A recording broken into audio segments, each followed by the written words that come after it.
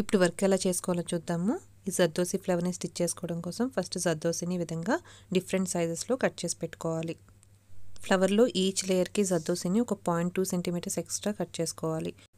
ఈ విధంగా జర్దోసిని కట్ చేసుకున్న తర్వాత ఇప్పుడు నార్మల్ మెషిన్ థ్రెడ్ని తీసుకుని ఒక 4 mm గోల్డ్ బీడ్ ఎక్కించుకుని నీడిల్ని కిందకి దించేసుకోవాలి. తర్వాత మళ్ళీ నీడిల్ని పైకి తీసుకుని ఇప్పుడు మనం కట్ చేసుకున్న జర్దోసిలో స్మాల్ సైజ్ జర్దోసిని ఎక్కించుకుని నీడిల్ని ఈ విధంగా కిందకి దించేసుకోవాలి. తర్వాత మళ్ళీ నీడిల్ని మనం కుట్టుకునే జర్దోసికి కొంచెం కింద నుంచి నీడిల్ని పైకి తీసుకుని నెక్స్ట్ జర్దోసిని ఎక్కించుకోవాలి. ఈ విధంగా ఈ బీట్ చుట్టూ 3 జర్దోసిల్ని స్టిచ్ చేసుకోవాలి. ఇప్పుడు మళ్ళీ నీడిల్ని పైకి తీసుకొని మనం ముందుగా కుట్టుకున్న జర్దోసి కంటే ఒక 0.2 సెంటీమీటర్స్ ఎక్స్ట్రాగా జర్దోసిని కట్ చేసుకుని ఆ జర్దోసిని ఎక్కించుకుని నెక్స్ట్ లేయర్ అంతా కూడా స్టిచ్ చేసుకోవాలి. ఈ విధంగా ప్రతి లేయర్కి కూడా మనం ముందు కుట్టుకున్న జర్దోసి కంటే ఒక 0.2 సెంటీమీటర్స్ ఎక్స్ట్రాగా జర్దోసిని కట్ చేసుకుని స్టిచ్ చేసుకోవాలి.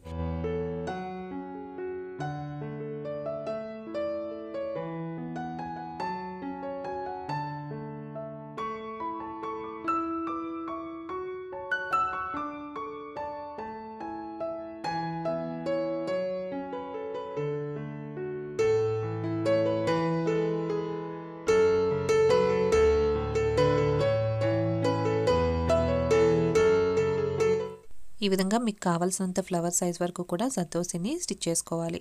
ఈ విధంగా స్టిచ్ చేసుకున్న తర్వాత ఇప్పుడు లాస్ట్ జర్దోసిని మనం ఫస్ట్ స్టిచ్ చేసుకున్న ఈ జర్దోసికి లోపల వైపుకి నీడిల్ని కిందకి దించుకోవాలి. ఈ విధంగా జర్దోసితో రోజ్ ఫ్లవర్స్ని స్టిచ్ చేసుకోవాలి.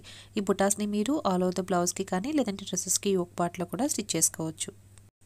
ఇప్పుడు జర్దోసి అండ్ సీక్వెన్స్ని యూజ్ చేసి బుటాస్ని ఏ విధంగా వర్క్ చేసుకోవాలో చూద్దాము. దానికోసం ఫస్ట్ ఈ విధంగా మీకు కావాల్సినంత ఫ్లవర్ సైజ్కి సర్కిల్ని డ్రా చేసుకోవాలి. తర్వాత నార్మల్ మెషిన్ థ్రెడ్ని తీసుకొని ఫస్ట్ సీక్వెన్స్ని ఎక్కించుకొని నిలువుగా నీడిల్ని కిందకి దించుకోవాలి. ఈ విధంగా ఫస్ట్ మనం డ్రా చేసుకున్న సర్కిల్ చుట్టూ కూడా సీక్వెన్సెస్ని స్టిచ్ చేసుకోవాలి.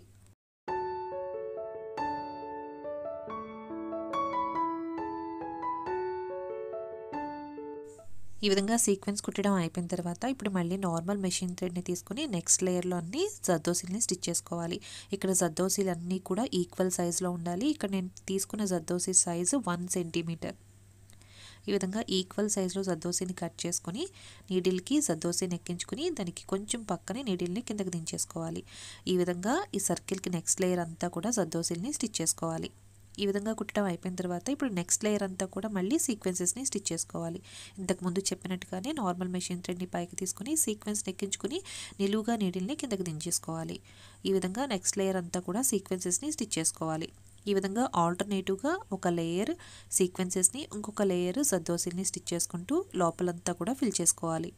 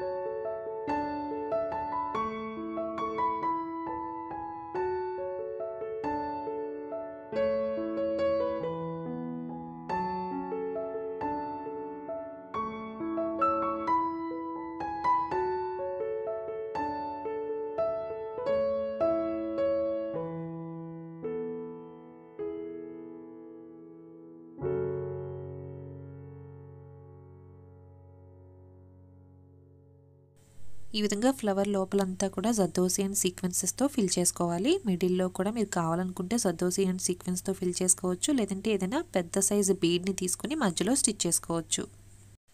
కంప్లీట్గా వర్క్ చేయడం అయిపోయిన తర్వాత బుటా లుక్ ఈ విధంగా ఉంది. సో చూసారు కదండి, జర్దోసితో బ్యూటిఫుల్ బుటా వర్క్స్ని ఏ విధంగా ఈజీగా వర్క్ చేసుకోవచ్చో. నా వీడియో కనుక మీకు నచ్చితే ప్లీజ్ లైక్ చేయండి, మీ ఫ్రెండ్స్కి కూడా షేర్ చేయండి, కామెంట్ చేయండి అండ్ సబ్స్క్రైబ్ చేసుకోవడం మాత్రం మర్చిపోవద్దు. Thanks for watching.